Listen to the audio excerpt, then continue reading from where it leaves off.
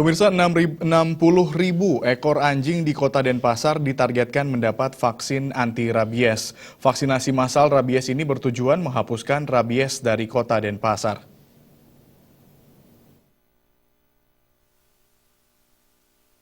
Vaksinasi rabies massal tahap ke-7 ini digelar serentak di seluruh kabupaten kota di Bali.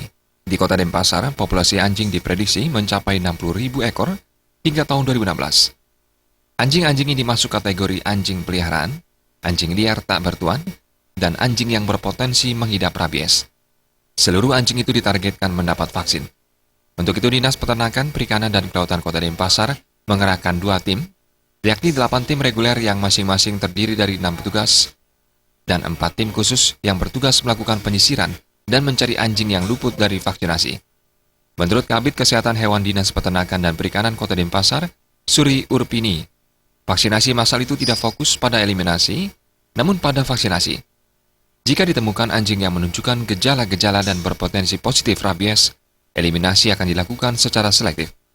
Jadi, eliminasi tidak dilakukan secara membabi buta, seperti yang diprotes komunitas penyayang binatang. Memang kita lakukan eliminasi karena ini penting.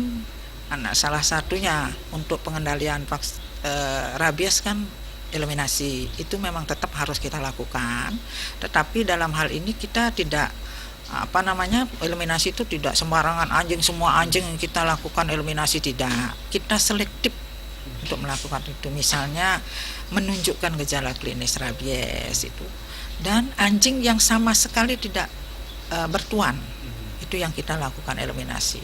Kita tidak sembarangan eliminasi. Vaksinasi massal telah dimulai 18 April lalu. Vaksinasi diawali di Kelurahan Renon yang berhasil memvaksin 1.703 ekor anjing. Kesadaran masyarakat untuk datang sendiri dan memvaksin anjing mereka semakin tinggi. Anjing yang telah divaksin sebagian besar adalah anjing peliharaan, namun perhatian khusus diberikan kepada anjing liar tak bertuan, terlebih jika anjing tersebut menunjukkan gejala-gejala rabies. Reasa dan Agus Sudadmika, Bali TV.